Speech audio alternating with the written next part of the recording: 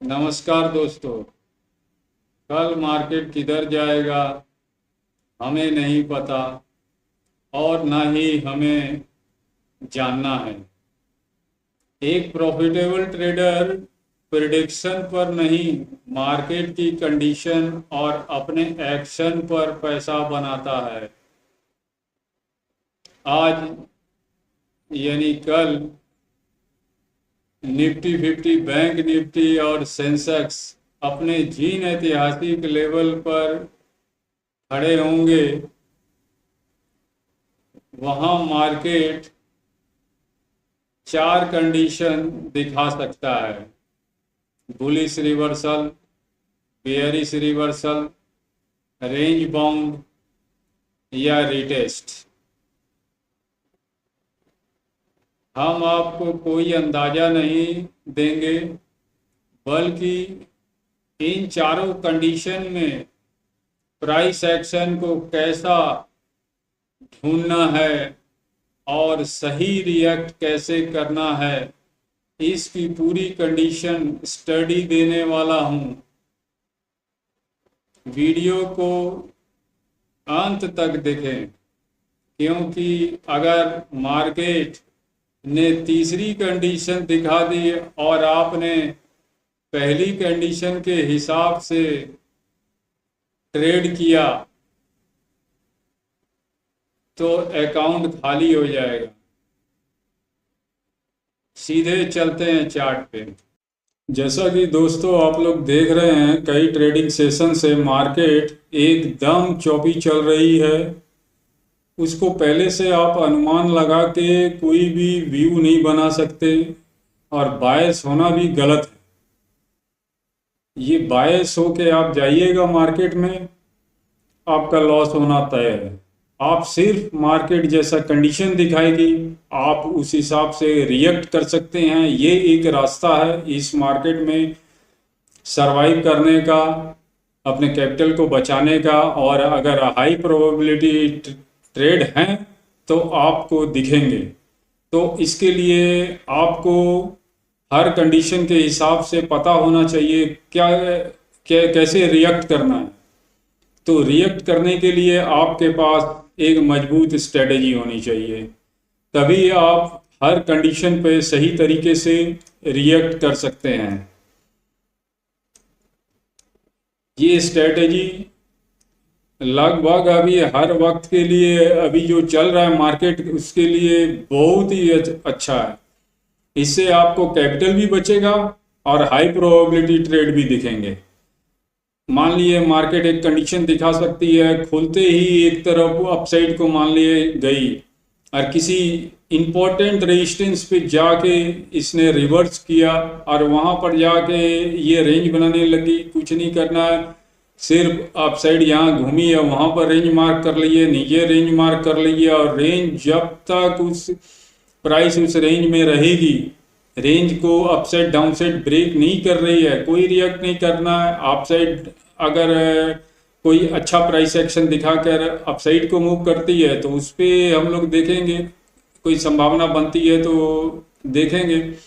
और डाउनसाइड भी वैसे ही अगर प्राइस रेंज तोड़ के अगर जाता है तो उस प्राइस एक्शन पे हम लोग देखेंगे कैसा रेंज ब्रेक करके जा रही है। कोई अच्छा सा बैक टू बैक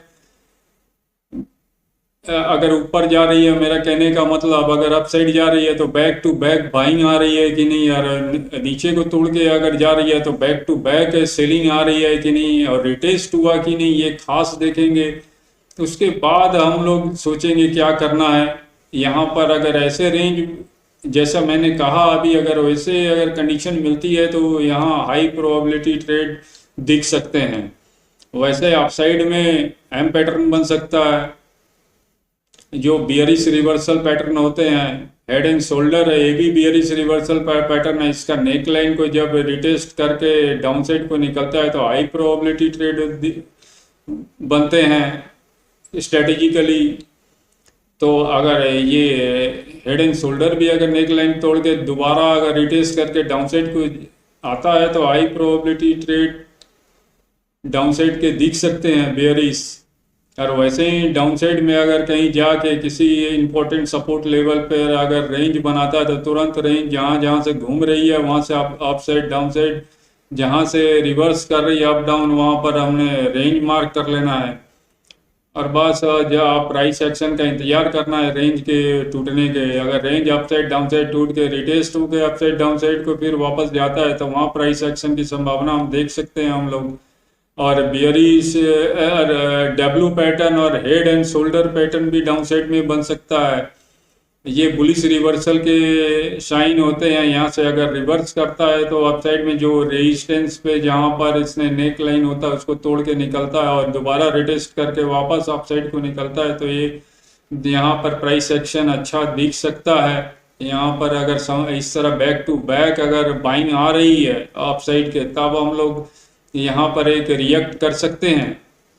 तो हम लोगों ने तो रिएक्ट ही करना है, कंडीशन देखना है मार्केट ने क्या कंडीशन दिखाई और उसके हिसाब से प्राइस एक्शन क्या बन रहा है, हम लोग के स्ट्रेटेजी के हिसाब से उस पर ही रिएक्ट करना है। मान लिया अभी एक जगह में खुली और कोई ना अप साइड जा रहा है ना डाउन साइड जा रहा है, रेंज में ही रह गया, तो हम लोगों ने चुपचाप रेंज को ही फॉलो करना है। अब तो रेंज को फॉलो करना मतलब कि अपने कैपिटल को सेफ गार्ड देना। किसी भी बायस हो के जल्दीबाजी में कोई भी ट्रेड नहीं लेना। और रेंज जब तक अपसाइड डाउन साइड कोई रिटेस्ट करके अपसाइड डाउन साइड को नहीं निकले, अच्छा सा प्राइस सेक्शन बनाते हुए नहीं मूव करे, तब तक कोई रिएक्शन नहीं करना है। तो ये थे एक कंडीशन, अगर मार्केट ऊपर रुकती है या नीचे रुकती है तो हम लोगों ने कैसा रिएक्ट करना है। हम लोगों ने सिर्फ रिएक्ट करना है मार्केट के कंडीशन के हिसाब से। मेरे कहने का मतलब सारा खेल यहीं पर है, अपने कैपिटल बचाने का। और हाई प्रोबेबिलिटी ट्रेड अगर होंगे तो दिखेंगे। और रेंज वाला भी ये मैं बता दिया, कहीं भी रेंज बन सकती है। ये किसी भी सपोर्ट और रेजिस्टेंस में जाके रेंज बन सकता है। रेंज को मार्क कर लेना और प्राइस एक्शन देखना है। और ये पैटर्न भी बता दिया। और एक कंडीशन, मार्केट गैप अप खुल सकती है, गैप डाउन खुल सकती है। एक गैप डाउन खुले या गैप अप खुले, हम लोगों ने 10 बजे तक का रेंज को मार्क कर लेना है। जिधर upside down side price section तोड़ के निकलता हुआ दिखे, बैक टू बैक बाइंग या सेलिंग उस हिसाब से हम लोग को दिखे, अच्छे प्राइस सेक्शन के हिसाब से, उस तरह से हम लोग को अपने संभावित ट्रेड पे रिएक्ट करना है। तो ये थी एक स्ट्रेटजी। और एक बात, अगर किसी भी एक इंडेक्स में आप पोजीशन बना रहे हैं कि सोच रहे हैं, तो पहले देख लें कि दूसरे जो इंडेक्स है यानी कि निफ्टी बैंक और सेंसेक्स तीनों अलाइन है कि नहीं। अगर अलाइन है तो उस पर विश्वसनीयता बढ़ती है। एक स्टेप नेक्स्ट लेवल में मेरे कहने से विश्वसनीयता आती है। और अगर तीनों अलाइन है कि नहीं, ये जरूर देखें। जितना आप यहाँ पर कंडीशन को मिलाकर देखेंगे और उतना आपका ट्रेडिंग साइकोलॉजी अच्छी होगी और आप गलतियां नहीं करेंगे, आप सही ट्रेड में ही रहेंगे। तो ये थी स्ट्रेटेजी। अब चलते हैं इंपॉर्टेंट लेवल्स देख लेते हैं, क्या क्या इंपॉर्टेंट लेवल्स है। क्योंकि बिना इंपॉर्टेंट लेवल्स के वैसे ही है जैसे बिना ब्रेक के गाड़ी चलाना। इंपॉर्टेंट लेवल बहुत जरूरी होते हैं। कोई भी रेंज, कोई भी पैटर्न किस इंपॉर्टेंट लेवल पे बनता है, ये जानना भी जरूरी होता है। तो आइए चलते हैं इंपॉर्टेंट लेवल्स देख लेते हैं। ये है सेंसेक्स का इंपॉर्टेंट लेवल। जब तक 77,749 को अपसाइड को काट के सस्टेन नहीं करे तो तब तक अपसाइड के ट्रेड नहीं बनते हैं। अगर इसको अपसाइड को सस्टेन करता है तो नेक्स्ट रेजिस्टेंस लेवल 77,846 दिख रहा है, और उसके ऊपर गया तो 77,922 के रेजिस्टेंस लेवल दिख रहे हैं। और उसके ऊपर सस्टेन करता हुआ अगर जाता है तो 78,012 का नेक्स्ट रेजिस्टेंस लेवल दिख रहा है। और उसके फर्दर अपसाइड गया तो 78,144 का रेजिस्टेंस लेवल दिख रहा है। ये ग्रीन कर दूं, हाँ, 78,144 तक का रेजिस्टेंस लेवल दिख रहा है। और 78,071 से 78,187 ये हायर सेलिंग जोन है। यहाँ पर मार्केट रुक सकता है या रिवर्स कर सकता है। तो आप यहाँ पर थोड़ा सावधान रहें। वैसे ही डाउन साइड में अगर 77,348 को अगर नीचे के लिए नहीं काटे तब तक डाउन साइड के ट्रेड नहीं बनते। इसके डाउन साइड में अगर सस्टेन करता है और फर्दर डाउन साइड को जाता है तो नेक्स्ट सपोर्ट लेवल 77,237 के दिख रहे हैं। अगर उसको नीचे में अगर डाउन साइड को तोड़ के अगर सस्टेन करता है तो नेक्स्ट सपोर्ट लेवल 77,079 के दिख रहे हैं। और उसके फर्दर डाउन साइड सस्टेन करके अगर जाता है तो 76,951 के सपोर्ट लेवल दिख रहे हैं। 77,033 से 76,916 यहाँ पर हायर बाइंग जोन है। यहाँ मार्केट रुक सकती है या रिवर्स कर सकती है। आप थोड़ा सावधान रहें, यहाँ पर प्राइस एक्शन को ध्यान से नोटिस करें, उसके बाद ही रिएक्ट करने का सोचें। 77,348 से 77,749 के बीच में मार्केट नॉन डायरेक्शनल रह सकता है। यहाँ पर शांति बनाए रखें। आप साइड डाउन साइड जिधर सपोर्ट और रेजिस्टेंस सस्टेनेबल ब्रेक करते हुए जाएंगे, आप उधर प्राइस एक्शन को देखें तो ज़्यादा अच्छा रहेगा। ये है बैंक निफ्टी का इंडेक्स। बैंक निफ्टी जब तक 57,809 को सस्टेन होकर अपसाइड को ब्रेक करके अगर सस्टेन होता है तभी अपसाइड का ट्रेड बनता है। इसके ऊपर अगर निकलता है तो 57,920 के रेजिस्टेंस लेवल दिख रहे हैं। अगर उसके ऊपर फर्दर ऊपर जाता है तो 58,004 के रेजिस्टेंस लेवल्स दिख रहे हैं। इसके अगर फर्दर ऊपर गया तो 58,072 के रेजिस्टेंस लेवल दिख रहे हैं। और 58,108 से 58,039 के बीच में थोड़ा सावधान रहें। यहाँ मार्केट रुक सकती है या रिवर्स कर सकती है। यहाँ पर थोड़ा सावधान रहें, प्राइस एक्शन को देखें यहाँ पर ध्यान से क्या बना रहा है। और डाउन साइड में हायर बाइंग जोन है 57,104 से 57,001 के बीच में। यहाँ भी मार्केट रुक सकती है या रिवर्स कर सकती है। यहाँ भी थोड़ा सावधान रहें। जैसा प्राइस एक्शन दिखाएगा आपने वैसा ही रिएक्ट करना है। और डाउन साइड जब तक 57,450 को डाउन साइड के लिए नहीं तोड़ता तब तक डाउन साइड के ट्रेड नहीं बनते। इसके डाउन साइड में सस्टेनेबल डाउन साइड में अगर आता है तोड़ के तो 57,304 के सपोर्ट लेवल दिखते हैं। उसके फर्दर डाउन साइड है तो 57,155 दिख सकता है। और इसके फर्दर डाउन साइड में सस्टेनेबल डाउन साइड में आया है तो सस्टेन होकर 57,041 के नेक्स्ट सपोर्ट लेवल दिख सकते हैं। और 57,450 से 57,809 के बीच में मार्केट नॉन डायरेक्शनल रह सकता है। यहाँ पर सावधान रहे तो अच्छा है, ना शांति बनाए रखे तो अच्छा है। अप साइड डाउन साइड जिधर सपोर्ट और रेजिस्टेंस सस्टेनेबल ब्रेक करते हुए जाएंगे उधर ही समय प्राइस सेक्शन को देखकर संभावित ट्रेड की संभावना देखे तो अच्छा है। तो ये थे बैंक निफ्टी के। अब चलते हैं निफ्टी 50 पे। ये अगर 24,295 को जब तक अपसाइड को तोड़ के सस्टेन नहीं करे तब तक अपसाइड की संभावना नहीं बनती है। इसको इस रेजिस्टेंस को अगर अपसाइड में तोड़ के अगर सस्टेन करता है तो 24,326 के रेजिस्टेंस लेवल दिख रहे हैं। अगर उसको ऊपर भी सस्टेन करता है तोड़ के तो 24,365 के रेजिस्टेंस लेवल दिख रहे हैं। इसके ऊपर अगर सस्टेन करने पर 24,397 के रेजिस्टेंस लेवल दिख सकते हैं। 24,397 के अगर ऊपर अगर सस्टेन करता है तो 24,427 के नेक्स्ट रेजिस्टेंस लेवल दिख सकते हैं।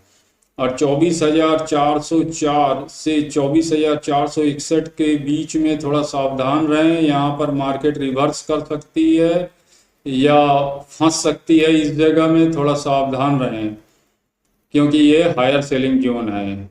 और जब तक मार्केट 24,163 को डाउन साइड में तोड़ के अगर सस्टेन नहीं करे तब तक डाउन साइड के ट्रेड नहीं बनते। इसके डाउन साइड में सस्टेन होने पर नेक्स्ट सपोर्ट लेवल 24,134 के दिख सकते हैं। उसके डाउन साइड में अगर सस्टेन करता है तो 24,090 के नेक्स्ट सपोर्ट लेवल दिख सकते हैं। ये मैं सपोर्ट बता रहा हूँ, सपोर्ट लेवल।